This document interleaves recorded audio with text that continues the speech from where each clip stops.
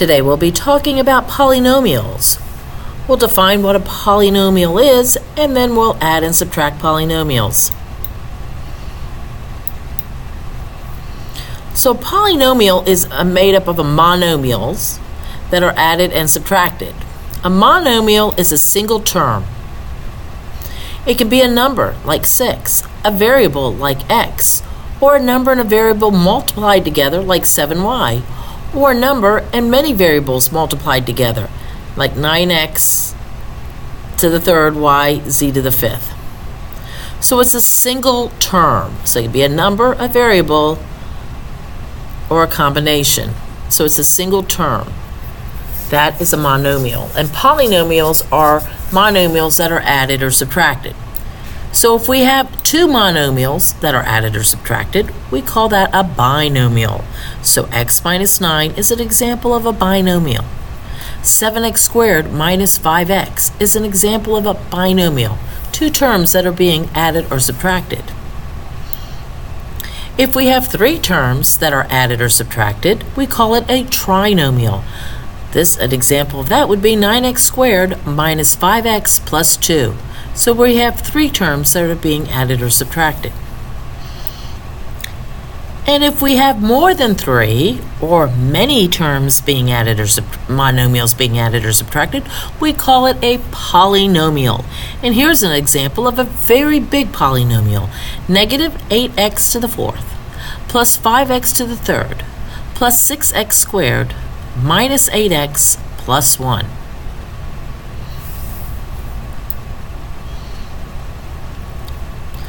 So those are polynomials or monomials that are being added or subtracted. What is an example of something that's not a polynomial?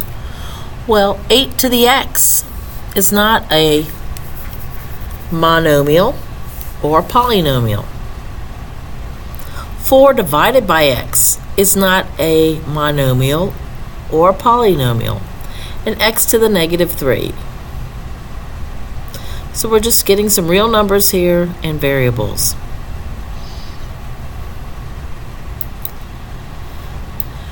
So here we have a large polynomial. We have 1, 2, 3, 4 terms, so we would call that a polynomial.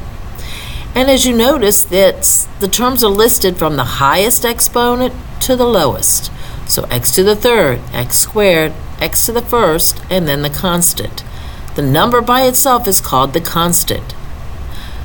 The coefficient in front of the term with the largest exponent is called the leading coefficient. So let's look at some examples here. We have the example 7xy squared. So the degree here would be the highest exponent, so that would be 2. The leading coefficient is 7 because it's the one in the front, and there are no constants, so none. So that was a monomial. Here's a binomial, 5x squared plus 4x. Now we can see where we're starting to put the exponents least to greatest. Here, when you have a monomial, you're always going to list it alphabetically. All right, so we have a 2 being added, so we're going to take the biggest exponent and then list the smallest. The degree, or the highest exponent there is 2. The leading coefficient is 5. And again, there is no constant, no number by itself. Here we have a 4 term, so we would call that a polynomial. The degree is 3 because the largest exponent is 3. The leading coefficient is negative 8, and the constant is a negative 5.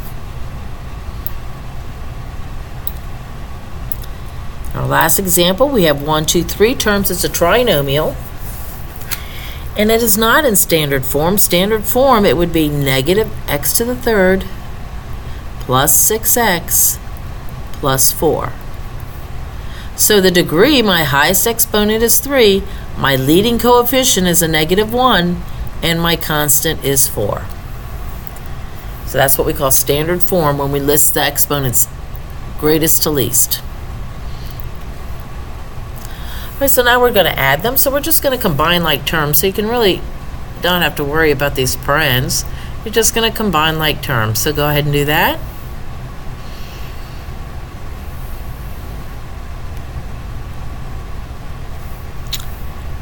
And the answer is negative x minus 5.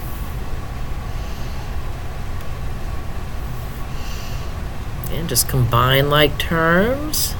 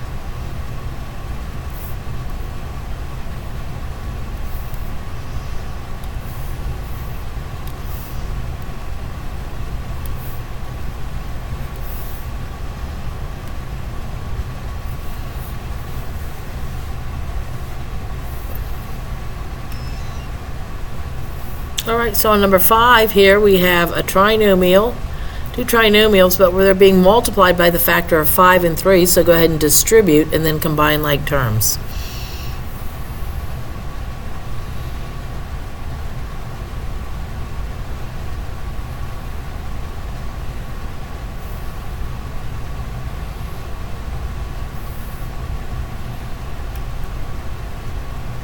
All right, find the perimeter of the triangle.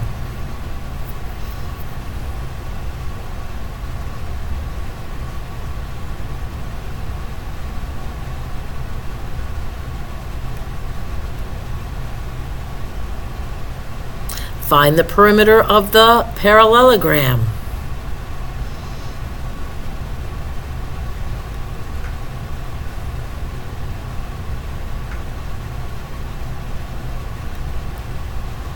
So now we're going to find the difference. We're going to subtract. And in order to avoid any errors, we're going to rewrite this as an addition problem. So instead of minus a positive 3, we're going to have plus a negative. And instead of minus a minus, we're going to have a plus. So really we're kind of multiplying by negative 1 here. I'm going to multiply by negative 1. And then, now that it's an addition problem, we can just combine like terms, just like we did before.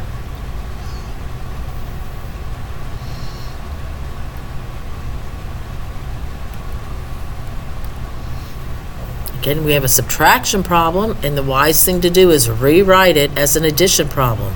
So negative times a negative is a positive, and negative times a positive is a negative.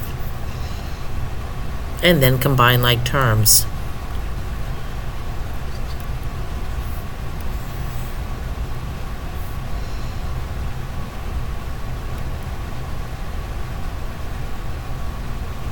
All right, number 3.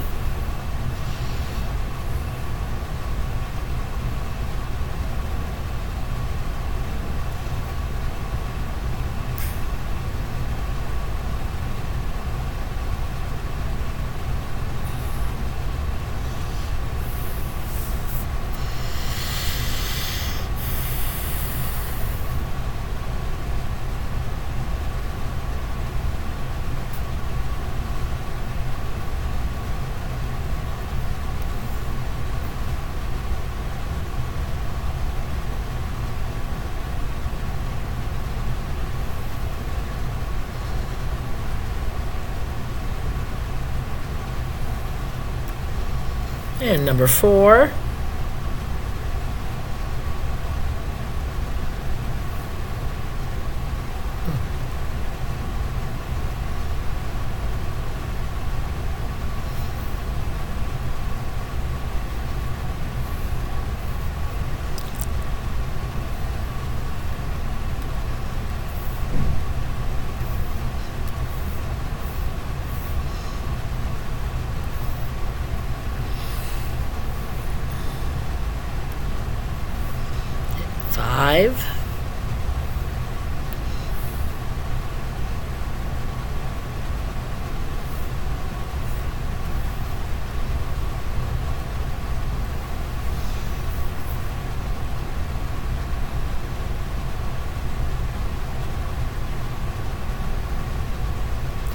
If the perimeter of a quadrilateral shown below is 29x plus 5, what is the length of the missing side?